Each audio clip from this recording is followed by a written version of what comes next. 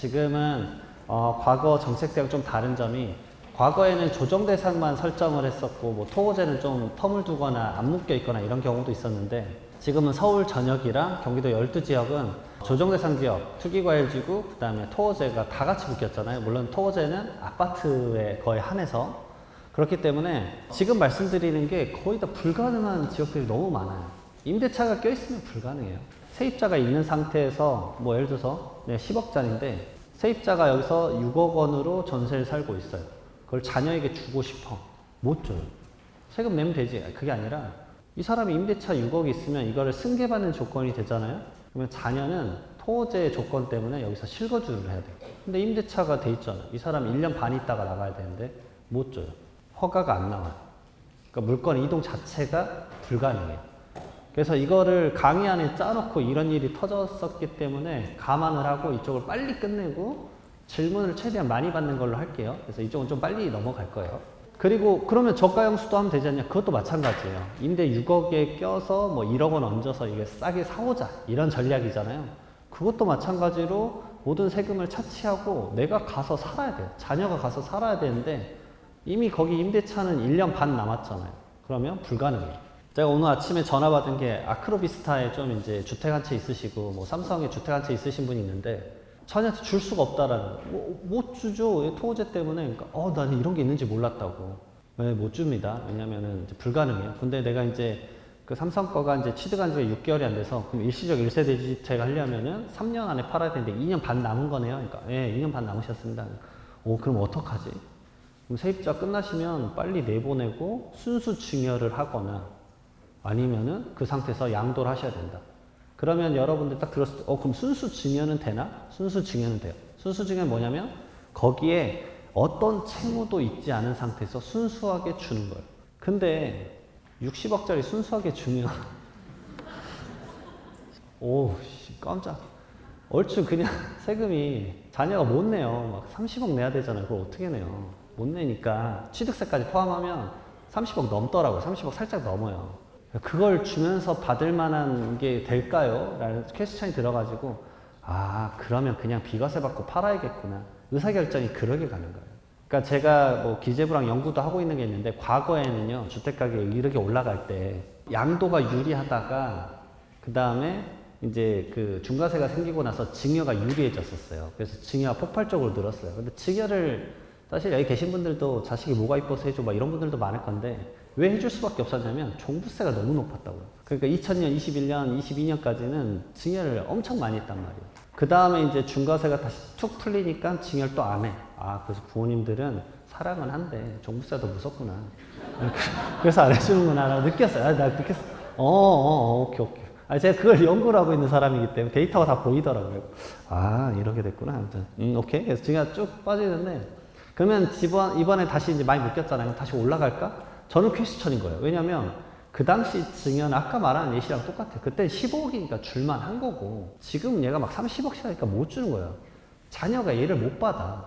30억짜리 주면 증여세가 10억 나오고 취득세 2억 나오면 못 주는 거예요. 못 줘. 증여 취득세 중과세 나오면 3억 6천이잖아요. 그러면 13억 6천 14억을 마련해야 되는데 그러면 주택 가격이 30억인데 거의 반절을 세금 내면서 주는 게 맞아? 라는 이제 퀘스천이 들어버린 거예요. 그러니까 이거는 지금 이런 데만 접목이 가능해요.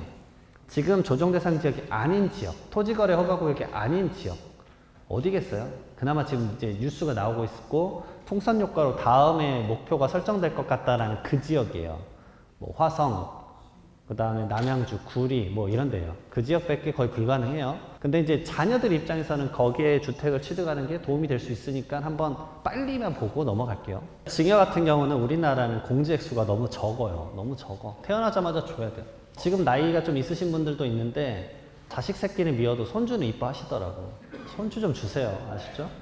손주 조금씩 주세요. 그 정도는 줘도 돼. 그래야 자주 놀러 오지. 손주 좀 주시고 조금이라도 마련해 주셔야 돼요. 그래서 이제 미성년자는 2천만 원까지는 증여재산 공제이기 때문에 세금 안 내고 성년은 5천만 원까지. 왜냐면 요즘은 손주들도 빨리 줘야겠다고 느껴요. 왜냐면 건강하게 잘 지내시니까 손주가 이미 20대 막 중후반인 경우도 많습니다. 자, 그 다음에 최저세율은 1억 원까지니까 저때까지 하면 한 1,000만 원 정도 증여세 내는 거고. 그래서 요즘 뭐 많이 주시냐면 현금 준 다음에, 왜냐면 손주가 자산 형성하거나 이런 거 잘 모르니까 뭐 당연하지만 해외 주식도 하지만 뭐 코인 사주고 뭐 그러세요. 근데 이제 미성년자는 코인을 사실상 주기가 어려워요. 왜냐면 가상자산 계좌를 못 만들잖아요. 미성년자는 우리나라에서. 근데 줄 수는 있어요. 뭐죠? 콜드 월렛이라고 그 이제 지갑에 담아서 주는 거예요. 근데 팔기가 쉽지가 않아. 예. 왜냐면 가상자산 사업자에 옮겨서 팔아야 되잖아요. 그게 안 되는 거예요. 자, 이제 코인 관련된 세금책이랑 그런 걸 연구를 좀 했었어가지고 말씀드려봅니다. 아마 곧 이제 스테이블 코인이란 게 나올 건데 그게 이제 어느 정도의 지갑 변동을 일으킬지 좀 궁금하긴 합니다. 자, 20% 세율 구간은 5억 원까지, 저때까지 한 9천만 원 내고 이제 세금 주는 거예요. 그래서 미리미리 주시는 분들은 있어요. 자, 예시를 좀 들면 건설회사 대표님이셨는데 그분이 87살 때 저를 찾아오셨어요. 그래서 나 어떻게 하면 좋냐는데 되게 정정하셨어요. 그래서 그러면 빨리 손주들 줘라. 그분이 손주가 12분인가 돼요. 거기다가 며느리랑 이렇게 하면은 15인가 돼요. 그러면은 제가 그랬어요. 돈이 많으시니까 손주랑 며느리 저 5억 2천만 원씩 줘라. 며느리는 5억 1천. 왜냐면 며느리는 기타 신쪽이라서 1,000만 원까지밖에 증여유산 공제가 안 돼요. 그래서 그러게 줘라라고 했어요. 그러면은 그분은 어차피 50% 세율 구간이거든요. 상속세 일어나면 재산이 1,000억 되니까. 그래서 빨리빨리 줘라. 20% 세율이다. 그리고 하나 더 말씀드린 게 상속인은 아까 말씀드렸지만 증여하고 나서 10년이 지나야 상속재산에 합산이 안 돼요. 근데 상속인 이외의자는 5년이에요. 5년. 그러니까 상속세 그 외의자의 대표적인 사람이 손주랑 며느리 사위예요. 며느리 사위는 주고도 안 주더라고. 안 주는지 모르겠어. 장모님 살아갑니다. 아무튼 예. 자, 사위 좀 주고 며느리도 주고 그 다음에 이제 손주도 좀 주세요. 그래서 그렇게 주라고 말을 했어요. 근데 고민을 하시더라고. 그러다가 안 줬어. 그리고 그분이 93세 때 날 찾아왔어. 내가 말했잖아. 부자는 안 죽는다니까. 내가 그러니까 막 웃으시더라고요. 아니 부자는 주변에서 못 죽게 놔둬요. 아니, 절대 안 죽으실 거예요. 그러니까 지금이라도 줄까? 그러니까 지금이라도 줘야지. 그러니까 지금이라도 주면 맞냐? 왜냐면 어차피 이제 진짜로 나는 이제 진짜로 죽을 것 같다.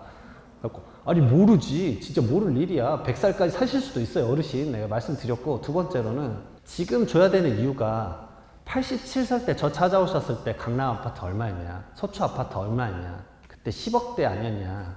그때 손주 줬으면 걔가 지금 갖고 있어만 해도 30억이다. 당신 어떤 실수를 저질렀는지 감이 안 오는 것 같다. 이게 자산이 올라갈 타이밍 때 줘야 되는데 근데 그 손주도 지금 마중물이 필요한데 추후에 세금 내더라도 5억 가지고 하다못해 이제 잘은 모르겠지만 지금 비트 샀는데 비트가 5년 이후에 3년 이후에 얘가 갑자기 3억이 될지 어떻게 하냐. 그러면 당신은 또 한 번 땅을 치고 후회할 수 있을 것 같다. 그냥 빨리빨리 줘라. 뭐 그런 얘기를 한 적이 있었습니다. 그 일화를 통해서 이쪽에 대한 얘기를 한번 가름을 한번 해볼게요. 그리고 이제 결혼을 하거나 출산을 한다 자녀가 그러면 1억 원 정도 더 줄 수 있어요. 그래서 직계 존속에게 혼인신고일 이전 이후 2년 이내에 그러니까 이전에도 줄 수 있어요. 먼저 주고 그 다음에 혼인신고 하는 거예요. 법률혼일 때만 가능해요. 그러니까 이거 텀을 좀 아셔야 돼요. 그 다음에 자녀 말 그대로 손주 태어나면 자녀한테 1억 원을 더 줄 수가 있습니다. 그래서 공제액수가 우리나라가 좀 낮은 편이에요. 그래서 이런 것들이 한도라는 걸 좀 알아두시고 그 다음에 시간의 무서움을 알기 때문에 증여하는 여유가 되면 조금씩이라도 저도 제 아이한테 태어나자마자 줬어요. 저는 2천만 원 바로 줬어요.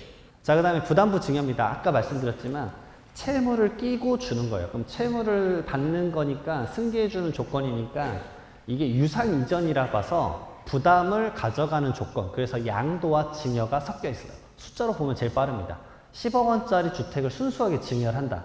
이러면 토지 지역은 줄 수가 있어요. 왜냐? 순수하게 증여하는 거는 아까 말씀드렸지만 토지거래 허가의 대상이 아니에요. 그러니까 그냥 내가 사올 수 있어요. 내가 이렇게 그러면 증여를 받고 그 다음에 임대차를 둬서 그 전세자금으로 세금을 내는 분도 있었어요.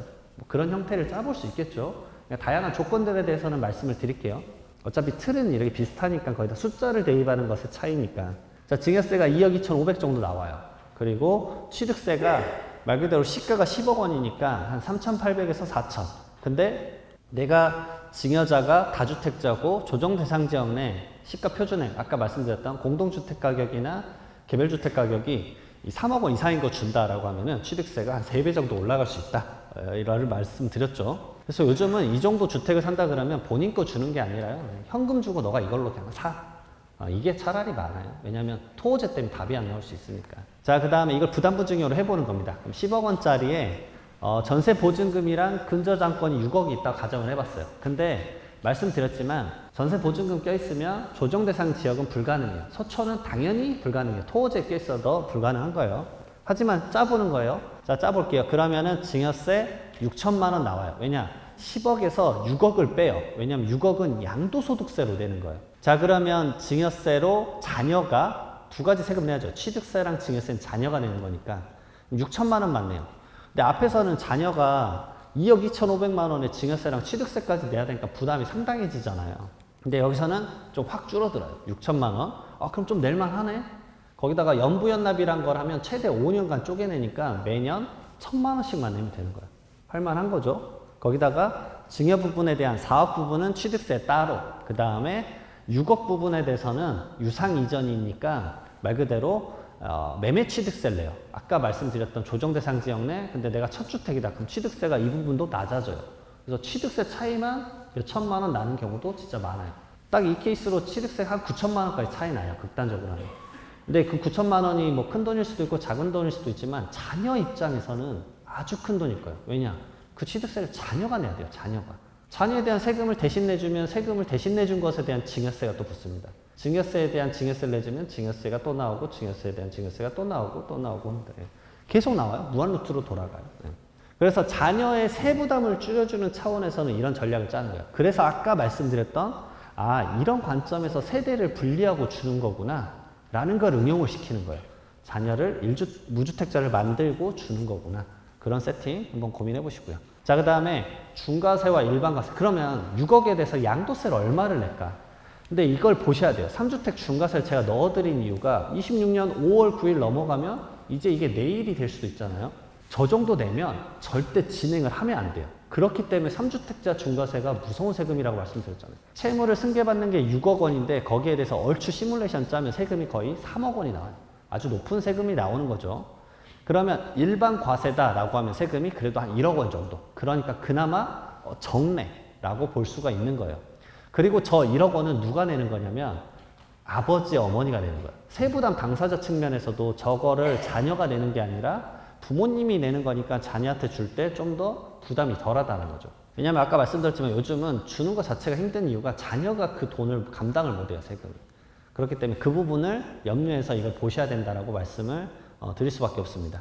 근데 아까 말씀드렸지만 저는 위에 상당히 적어놨지만 비과세라네요. 내가 앞에서 봤었던 내가 일시적 1세대 2주택이고 10억짜리를 자녀에게 부담보증에 준다 그러면 이 6억 원에 대한 채무에 대한 양도세가 얼마? 0원이에요. 저게 0원이라서 그런 거예요. 저게 0원이면 이제 할만하다. 이걸 말씀드리고자 한 겁니다. 그래서 그것에 대한 얘기를 제가 쭉 나열을 해서 말씀을 드렸습니다. 말 그대로 부모는 6억 원에 대해서 자기가 양도소득세를 내니까 세부담 당사자 측면이나 이런 것에서 유리하다라는 점을 말씀드린 거예요. 자, 그러면은 몇 가지를 봐야 되는데 양도소득세 첫 번째로 고려하자. 왜냐면 제가 이제 서초구청의 강의가 1년에 한 번인데 내년에 과연 그러면 양도소득세가 중과가 만약 돌아가고 있다라면 또 사람들의 이슈는 달라질 수밖에 없어요. 지금 관점에서는 한시적 유예니까 그래도 괜찮다. 비과세면 세금 0원이고 지금 중과세를 안 받으니까 아까 말씀드렸던 그래도 일반 세율로 하더라도 1억 원 정도 내고 그나마 이것도 부모님이 내주는 거니까 만약에 준다 그러면 할만하겠구나 뭐 이렇게 느끼는 거고요. 그 다음에 취득세 중과는 어쩔 수 없어요.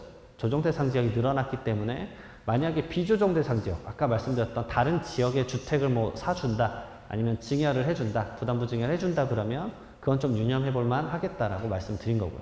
그리고 가장 중요한 건 결국 자녀가 돈이 있어야 돼요. 그러니까 이게 되게 시나리오를 쉽게 생각하셔서 그 돈도 내가 내주겠다 뭐 이렇게 하시는데 생각보다 가액이 올라가면 멈칫할 수밖에 없습니다. 유동성이 많이 들어가기 때문에 그래요. 부동산이 너무 헤비해지니까 제가 딱 말씀드린 게 20억 넘어가면 무조건 25%에서 30% 필요해요. 자녀가 없으면 진행 자체가 불가능해요. 그러니까 저도 이제 유료 상담이 많이 오는 편인데 딱 말씀드려요. 그러면 아파트 시세 얼마세요? 30억이요. 그러면은 자녀가 한 8억 있으세요? 없어요. 그러면 어차피 유료 상담하는데 돈 쓰면 낭비시니까 다음에 다시 연락 주세요. 끊어요. 어차피 못 해요. 자녀가 뭐 이제 막 사회 초년생이요. 돈 얼마 모으셨어요? 3천만 원이. 예, 지금 불가능하실 것 같아요. 취득세도 못 내실 것 같아서 다음에 하시죠. 말씀드려요. 상담받고 결론이 안 돼요.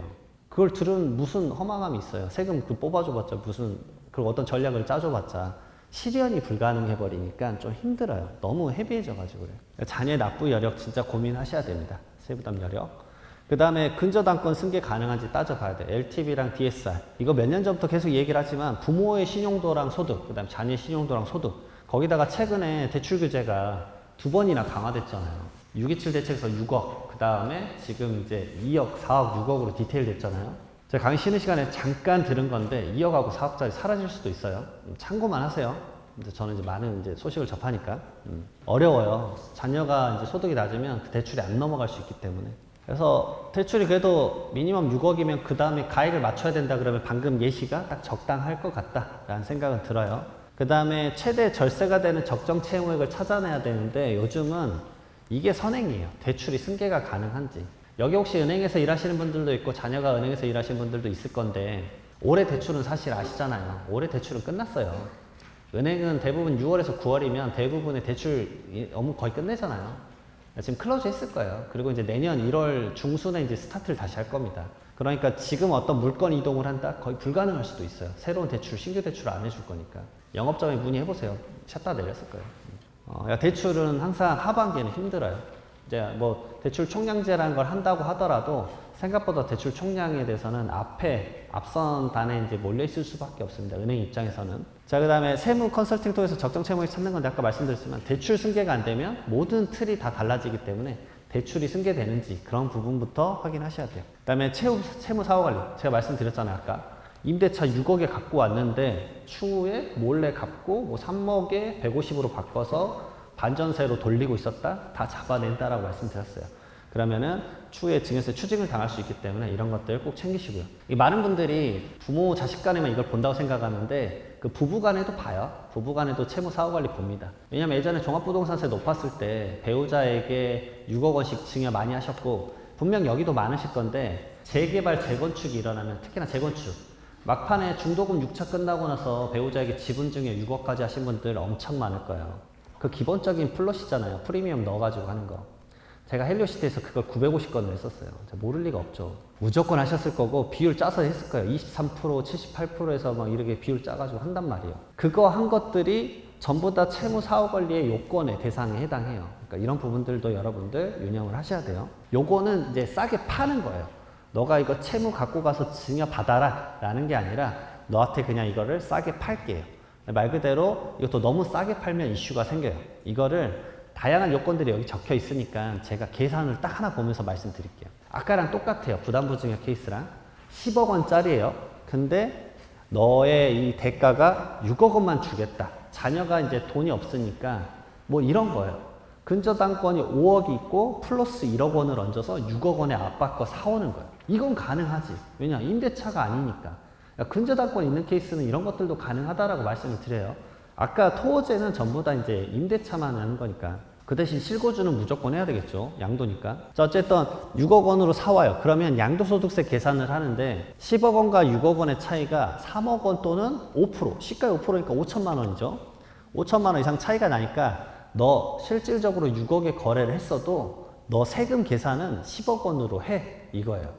근데 제가 아까 말씀드렸잖아요. 내가 비과세면 6억이든 10억이든 어차피 12억 원까지는 세금이 0원이에요. 비과세 받으니까. 그러니까 비과세인 요건을 무조건 활용하는 건 놓치지 않으셔야 돼요. 그래서 그 시간이 3년이냐 아니면 아까 말씀드렸던 분양권이나 입주권에 대해서 내가 신축에 거의 들어가서 살면은 거의 6년까지 연장된다고 했잖아요. 그럼 비과세를 놓치면 안 돼요. 그리고 지금 비과세 요건을 왜 이렇게 강조를 하냐면 이제 다주택자 솔직히 없어요. 그 수많은 풍파를 경험을 하셨잖아요. 그래서 다주택자가 거의 없어졌다고요. 지금 요즘 상담을 하는데 뭐 주택 7채, 8채 있으신 분들 거의 없어요. 있는 사람은 누구냐면 예전에 2017년 파리 대책 터지고 나서 임대주택 하면 혜택 많이 준다고 해서 부랴부랴 임대주택 했던 분들. 그분들은 대부분 뭐냐면 다가구나 다세대. 이런 분들만 조금 주택수가 많은 거지 그 외에는 주택수 이제 많지 않아요. 그러니까 예전에 좀 말씀드리면 제 고객 중에 한 분은 420채가 있었어요. 그러니까 그런 말도 안 되는 사람이 있어요. 근데 요즘 그런 케이스가 거의 없다고요. 똘똘한 한 채로 이 뭔가의 시그널이 바뀐 지가 3년, 4년째잖아요. 그러니까 아예 바뀌었어요. 요즘 그래서 제가 주택수 3개 있으면 와 많으시네요. 이런 느낌이에요. 예전에 그 410, 막 30채, 20채 널렸었어요. 엄청 많았었어요. 요즘 그렇게 갖고 계신 분들이 많이 없잖아요. 자, 그 다음에 증여세로 넘어갈게요. 증여세는 이제 10억 원짜리를 6억 원에 말 그대로 이제 싸게 팔았으니까 그 차액에 시가의 30% 또는 3억 원 중에 작은 금액을 빼줘요. 그래서 억지로 계산 편하게 시가를 10억으로 잡았어요. 그러면은 10억 원에서 6억 빼고 그 다음에 3억 빼니까 증여재산가액이 얼마예요? 1억 원이죠. 1억 원 하면 많은 분들이 저거 증여세 원래 안 나오고 무조건 30%에서 3억 벗어나면 안 되는데? 라고 생각하시는데 전혀 그렇지 않아요. 증여재산가액 1억 원이죠. 저 증여세 얼마예요? 500만 원이에요. 500만 원. 왜냐면 10년 만에 처음 증여를 하면 증여재산 공제 얼마예요? 자녀한테 5천만 원. 1억에서 5천만 원 빼고 나머지 5천만 원에서 10% 고배받자 500만 원이에요. 저게 넘으면 불법이 아니라요. 넘으면 증여세를 내면 돼요. 많은 분들이 이제 얽매여 있는 게 저 넘으면 큰일 난다 이건데 전혀 그렇지 않아요. 그냥 살짝 넘기는 게 나을 수도 있어요. 왜냐면 자녀가 저 6억이 없는데 꾸역꾸역 저거를 7억으로 올려가지고 할 수는 없잖아요. 돈도 없는데. 그냥 6억에 하는 거예요. 증여세 내버리면 된다고요. 그 증여세가 얼마 안 한다고 한다면. 제가 생각하는 그 증여세는 증여재산가액이 5억 원까지. 5억 원이면 딱 증여세가 얼마 나오냐면 8천 나와요. 처음 증여를 한 거면. 그냥 5억에서 증여재산 공제 5천만 원 빼고 4억 5천에 20%의 마이너스 누진 공제 1천만 원. 딱 8천 나와요. 8천만 원 아까 말씀드렸잖아요. 증여세는 쪼개서 낼 수 있다고. 6조각을 쪼갤 수가 있어요. 그러면 한 1년에 1,500만 원씩 내면 되니까 쪼개서 내면 돼요. 그러게 하면은 자녀에게 주면서 양도가액을 좀 적게 설정해도 된다고요. 하나 더 말씀드리면 이게 20억짜리라고 해봐요. 내가 이제 아들이 있다고 할게요. 그리고 이제 며느리가 있다고 할게요. 5대5로 주면 돼요. 그러면은 각자 받은 10억 원에 대해서 3억과 30%로 또 나눠요. 그럼 기본으로 얼마 빼요? 3억씩 2개 빼니까 6억 원 낮출 수 있는 거예요. 20억 원짜리를 기본 스타트가 14억부터 줄 수 있다고요.